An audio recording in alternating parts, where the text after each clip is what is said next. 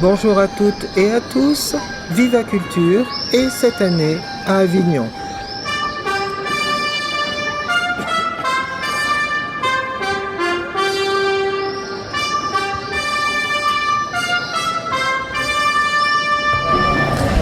Hélène et Lola Zidi, bonjour. Bonjour. Bonjour. Alors, on vient de voir Anatomie d'une actrice, une pièce que vous avez écrite et jouée là, au Théâtre du Roi René. Oui. Alors, quelle idée a été à l'origine de ce projet ? Parce que vous l'avez écrite, cette pièce. Surtout ma fille, en fait, qui a beaucoup écrit sur le sujet. Elle est romancière de base. Oui. Moi, j'ai écrit ici de mon côté. Mais j'ai eu l'idée de départ parce que j'avais envie de faire un seul en scène avec des beaux textes, avec Antigone de Sophocle, Phèdre, etc. Et Lola devait partir vivre à Bali et finalement elle n'est pas partie. On s'est regardé, on s'est dit si on écrivait ensemble et si finalement ce seul en scène devenait une pièce. Grâce aussi, je dois dire, au public, parce que beaucoup de gens nous avaient vus dans Camille contre Claudel, qui avait eu un énorme succès, qu'on a dû arrêter avec le Covid. Et tout le monde nous disait à Avignon, mais alors quand est-ce que vous revenez sur scène ensemble, parce que ça avait vraiment marqué les gens, Camille contre Claudel. Et on s'est dit, allez, on va le faire, on revient, on écrit ensemble. Là, Lola a vraiment eu l'idée du thriller psychologique avec le switch de la fin. Elle est très très forte. Je voulais qu'on plonge. En fait, je me suis dit, Hélène avait l'idée d'Anatomie d'une actrice, de revisiter des textes classiques, d'aller revisiter la carrière d'une femme, la direction d'acteurs, la formation d'acteurs. Et à ça, je lui ai dit, écoute, je pense que ce serait intéressant que dans tout ça, ça soit aussi un prétexte finalement pour aller visiter les souvenirs de Suzanne.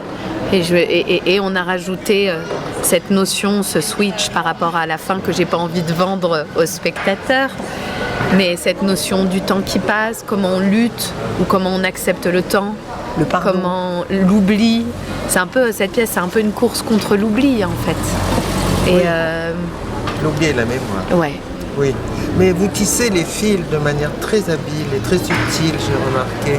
Parce que quelquefois, justement, on croit qu'on est sur scène, et on est sur une scène.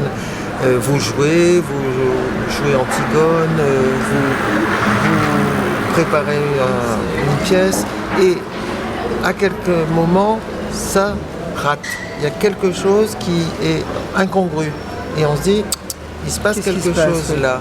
Et à ce moment-là, vous avez glissé quelques allusions à la vie, à la psychologie, à la tête, enfin bref, à l'intime, à la vie réelle. Parce que vous opposez la vie sur scène et la vraie vie. Parce que la frontière est assez mince finalement. Une mise en abîme. Ouais. Et c'est vrai que la frontière est mince. Et c'est aussi une pièce sur l'identité, sur qui nous sommes, qui est-ce qu'on croit qu'on est, et qu'est-ce qui reste de nous quand on enlève nos croyances. Enfin, c'est quelque chose comme ça. Et à un moment, vous dites être actrice, c'est un métier. Ouais, c'est pas une identité. C'est pas une identité, alors que vous, au contraire, c'est une identité. Ça a pris toute la vie. En fait, ça devient une identité. Il faut faire attention, c'est des métiers un peu dangereux quand même. Oui. Oui. Et vous insistez beaucoup sur la recherche de l'amour. Ah oui, bien sûr. Oui, c'est un thème qui est très important chez moi, je pense aussi chez toi, maman. C'est quand même pas anodin, hein. Tout le monde ne se réveille pas le matin en se disant j'ai envie d'être sur scène, j'ai envie de raconter des histoires, j'ai envie d'être vue, d'être regardée. Je pense que derrière ça, il y a j'ai envie d'être aimée. Donc, bien sûr. Pourquoi ? Qu'est-ce qui nous pousse à ça ? Je pense qu'il y a un désir de création très fort, mais il y a aussi des blessures. Et bien sûr, c'est une pièce aussi qui parle des blessures qu'on porte, que parfois on transmet à nos enfants, qu'on répète. Parfois, il y a aussi des schémas qu'on arrive à briser, à pas répéter. Et je pense que c'est une pièce aussi qui vient éclairer beaucoup de compréhension. Parce que finalement, Juliette, au fur et à mesure de la pièce, va comprendre Suzanne. Et va comprendre aussi pourquoi elle vit ça avec Suzanne. mais elle va rester sur sa frustration Ah bah ça s'appelle... et sur sa souffrance. Oui, mais ça s'appelle la vie parfois aussi. Oui, parce que parfois dans des familles, avec des frères et des sœurs, c'est toujours le même qui s'occupe des parents. Et, et c'est toujours lui qui est jamais remercié sur cette personne-là. Et parfois c'est en plus celle qu'on ne reconnaît pas. Alors c'est terrible, et parce qu'on n'est pas tous égaux par rapport à l'affect, à la notion d'engagement. Si on est une personne de morale ou de devoir, il y a des gens qui sont des gens de devoir dans la vie. Oui. Alors vous jouez un personnage très fort. Et d'ailleurs, vous le jouez façon diva. Oui. Un peu. Oui, mais je suis une diva dans la vie. Voilà. Mais... Oui. Oui, parce qu'il lui reste ça. Oui. Mais de toute façon, je pense que quand les acteurs ont été très connus, ils ont toujours jusqu'au bout quelque chose de complètement diva. Oui, mais vous le jouez flamboyante. Mais elle est Ouais, flamboyante. voilà. Suzanne est flamboyante. Oui, c'est une grande actrice C'est de sa théâtre, personnalité. Oui. Ouais. C'était ça qui nous intéressait aussi parce que dans tout ce qu'il y a de puissant chez l'actrice, dans tout ce qu'il y a de fragile, de paradoxal, d'égo et à la fois Oui, de... Legault, ça a été une grande actrice dans l'histoire de théâtre. Voilà, Elle c'est a joué ça. tous les grands rôles. Mais oui, on pense évidemment à Sarah Bernard, même si Oui, vous n'avez oui. pas la diction de Non, Sarah non, non. Bernard. Mais effectivement, à des grandes actrices comme ça. Avec ses fragilités. Ouais. C'est ça, évidemment. Et oui, bien sûr. Mais les fragilités, ce qu'il y a de bien, c'est qu'on les découvre petit à petit. Et en pente douce, on va dire, à la fin, vous êtes Oui. tout à fait émouvante dans votre À la fin, fragilité c'est absolue. terrible. Là, une sorte de Moi, la dignité. situation en elle-même déjà me bouleverse. Alors, c'est waouh. Je me dis, Oui, peut-être qu'un jour je serai comme ça et que peut-être que le M me regardera en me disant oui. Est-ce que vous vous êtes Maman, renseigné anatomie d'une actrice. Est-ce que vous êtes renseigné sur le cerveau sur Ah oui, bien sûr, il faut, l'évolution parce que des sinon neurosciences, etc. on ne peut pas écrire là-dessus. On Je a crois que acheté un nombre de bouquins. on a acheté beaucoup de bouquins, on a beaucoup parlé avec des gens qui ont accompagné, Oui. des gens Des qu'ils aiment documentaires là-dedans. On a regardé des documentaires et je crois que le plus beau compliment qu'on nous fait, parce que ça nous arrive souvent en sortant de la pièce, là ça m'est encore arrivé, Voilà. j'ai souvent des gens qui me disent je suis une fille Oui. d'une maman qui m'a oubliée ou je suis une fille d'un papa qui m'a oubliée. Et c'est si juste ce que vous écrivez à propos de cette maladie. Et ça faut dire qu'on est très Oui. heureuse que ça soit vraiment en justesse Oui, c'est ça. là-dessus. Mais c'est terrible parce que comme vous mêlez le statut d'une actrice et une mère, on a l'impression que la mémoire se vide. Et pour une actrice, c'est terrible. Alors évidemment, au début, non. Vous avez encore des belles tirades. Oui, vous vous en souvenez, 1h20, on voit le quasiment. déclin. Voilà, c'est ça. Alors, parlons un peu de la scénographie avec les miroirs. Miroirs, des grands miroirs, peut-être... Je vous laisse 2 secondes. Oui, 2 secondes. allez On continue, voir. maman. Oui, la scénographie, le décor. Alors la scénographie, c'est Jean-Michel Adam, qui est un très Voilà. très grand scénographe, qui a C'est fait ça. Le Cercle des poètes disparus. Et la lumière, c'est Denis Koransky, qui est un immense créateur de lumière. Et on a beaucoup de chance de les avoir eus, parce que quand on est aussi bien entouré par des artistes pareils, ça fait partie intégrante du spectacle. Oui. Alors, ces grands miroirs, c'est quoi? C'est parce qu'il y en a plusieurs. Il y a un très grand miroir avec lequel, d'ailleurs, vous jouez très habilement. En étant derrière, en étant devant, l'une derrière, l'une devant. Et puis des grands miroirs verticaux. Il y en a au moins 3 ou 4. Ouais. Qui, à un moment, vous enferment, d'ailleurs. Ouais. C'est des images assez fortes, ça. Oui, je voulais absolument ça au départ, en fait. J'avais déjà un mood board, je savais ce que je voulais qu'il y ait très peu d'accessoires. D'ailleurs, il y a le téléphone au début. Pardonnez-moi. Et les lunettes de Madame Chaleski, mais il n'y a aucun accessoire. Oui, c'est Pas ça. d'assiette, pas de couteau, pas de bouffe. Enfin, Oui. on voulait quelque chose de très pur. En fait, on voulait vraiment... Ouais. D'ailleurs, on s'est vraiment bien rencontrés parce que c'est la première fois qu'on écrit ensemble et qu'on met en scène ensemble, pas la première fois qu'on joue ensemble, mais on avait vraiment un désir d'aller amener le spectateur à se concentrer sur les personnages, sur l'histoire, sur avec nous. sur cette scénographie particulière, sur pas de les changement de lumières. costume. Cette prison de miroir, là, Ouais. ça parle, là. Apparemment. Mais oui. Mais oui, comment l'avez-vous pensé? On l'a tout de suite imaginé. Ouais. On a fait beaucoup de mood board. Ouais. On savait déjà est qu'on très faisait ça. complices avec ma mère. Excusez-moi, madame. On est très complices avec ma mère, donc de chacune chez nous, on screenshotait plein d'idées sur nos téléphones, on se les envoyait. T'en penses quoi? Ah ouais, ça c'est génial. Et ça, et ça, et ça. Et Jean-Michel Adam, qui est notre scénographe, est intervenu dans la danse et on était arrivés, on avait préparé tout. Il lui a fait voilà, regarde, on a plein d'idées. Qu'est-ce que tu vas faire de nos idées? Et Et là, il en est a parti, fait ça. oui. Il a adoré la pièce. Parce que moi j'ai remarqué le grand miroir horizontal là, au début Ouais, fait penser à une télévision. ouais. Finalement, les réseaux sociaux, les jeux vidéo, je sais pas quoi, les séries, les films, mais aussi aux loges d'une actrice, d'un acteur. Oui. Et puis peut-être des problèmes de façade d'identité, je sais pas. Ouais. Oui, bah, le souvenir, quand on voit Lola ou moi En transparence. en transparence. Voilà. Ouais, l'esthétisme est très important dans Et comment un parent se reflète à travers son enfant, comment un enfant se projette sur son parent. Enfin, nous, c'est des questions qui nous Oui. interrogent. Alors vous abordez un tout petit peu la question de l'âge de façon humoristique d'ailleurs. Ouais. La peur de vieillir, une actrice n'a pas le droit de vieillir. Bah, une actrice qui vieillit, même si les choses tendent à s'arranger, c'est quand même une actrice qui meurt, hein. On va pas se mentir. Donc c'est pour ça... Nous, en tant que spectatrices, nous ne sommes pas d'accord avec cette affirmation. Parce Non, qu'on moi, aime, on aime aussi. Moi, je suis pas d'accord non plus, mais je dis que ça tend à s'améliorer. Mais pendant très longtemps, Ah oui, il y a eu bien sûr. il y a eu cette considération-là. D'ailleurs, il n'y a qu'à voir comme les femmes les femmes et les actrices se sont battues pour rester jeunes. Oui. Est-ce que vous avez été inspiré par Sunset Boulevard? Pas du tout, je ne sais pas ce que c'est. Je ne l'ai pas vu. Comment? Parce que c'est l'histoire Je vais être obligée d'une... de vous les d'une malheureusement. Ah oui, il faut que parce tu ailles voir j'ai une Rachel. amie qui est venue en Bien train et sûr. qui a fait l'aller-retour Bien sûr, et qui allez-y. reprend le train à 16h. Allez-y, Hélène. Ça Hélène vous ennuie Zidi, pas? allez-y. Merci beaucoup. Merci à vous. Tu vas où? Juste là, elle est à la boulangerie. Ok, je lui dis, super. parce Voilà. que j'ai peur de la Vas-y, maman. rater après. Non, non, la ratez pas.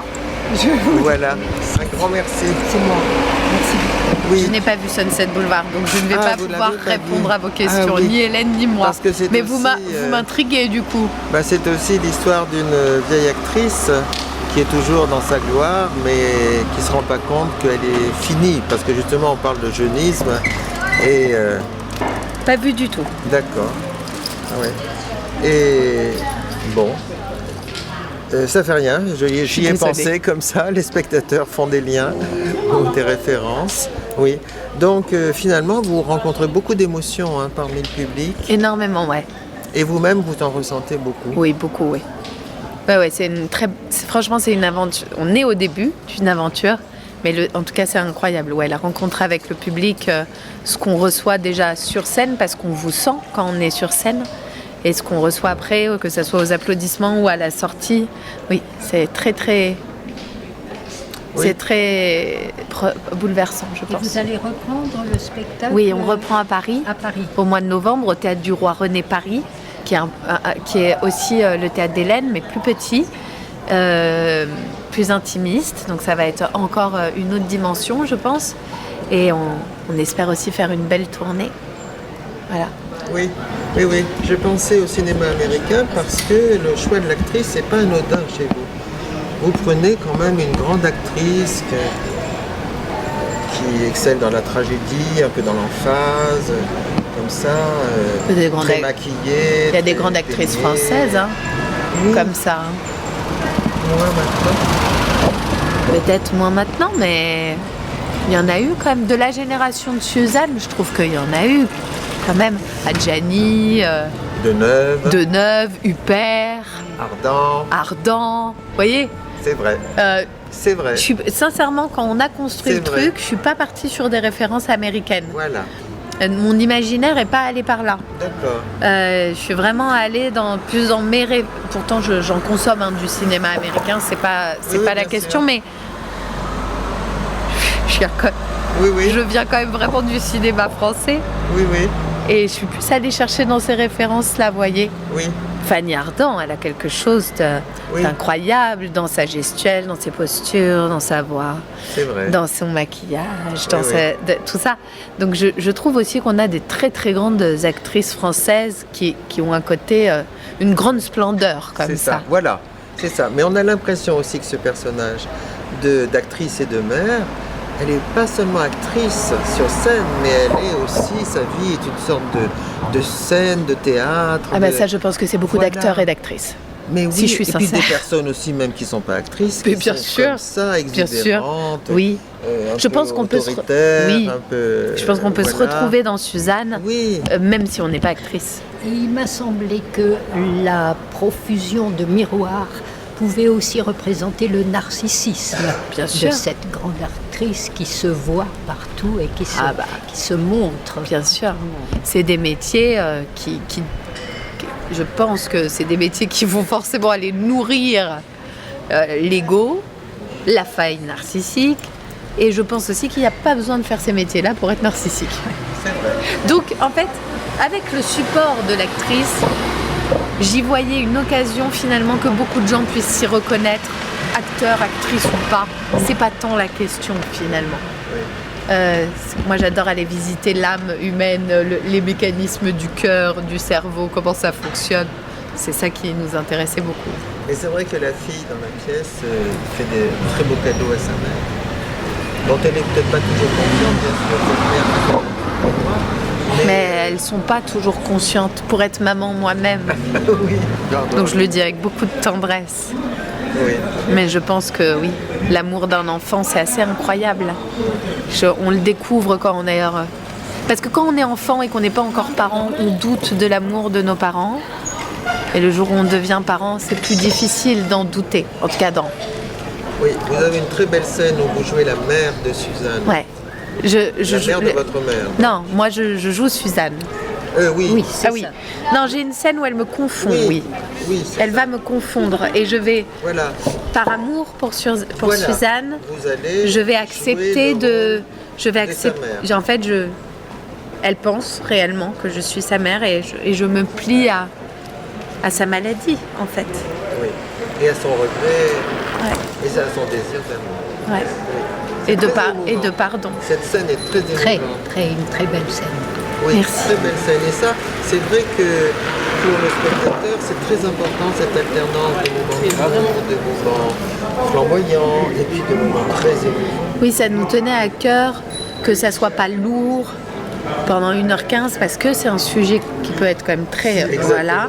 On voulait y apporter aussi une forme de légèreté parce que dans la maladie, en tout cas cette maladie-là, il y a des moments qui peuvent être hallucinants tellement c'est fou ce qu'on vit. Oui, oui. Il y a des grands moments de désespoir. Mais je pense que c'est le reflet de la vie. Hein. Et Oui. moi, ça m'est arrivé d'avoir des grands fous rires à des moments assez dramatiques finalement. Et oui, on peut le comprendre. Oui, Oui. où j'avais besoin d'ailleurs de ça. Je pense à quand j'ai perdu mon père, j'ai eu besoin de rire, j'ai eu besoin qu'il y ait de la légèreté dans cette étape de ma vie. Bien sûr. Votre père, c'était Claude Zidi. Ah non, ça c'est mon grand-père et il est Votre vivant. grand-père. Et il est Mais mon vivant. père, c'était Yves Régnier. Ah, il est. Ah, oui. Entendu. Voilà. Et votre grand-père vit à Honfleur. Il vit entre Paris et Honfleur. Voilà. Voilà. Eh bien écoutez, c'était une affaire de famille dans le fond. Oui. Mais une affaire aussi de théâtre. Oui. Et alors ça, merci beaucoup. Merci infiniment. Merci. Merci d'être venu partager ça. Merci beaucoup.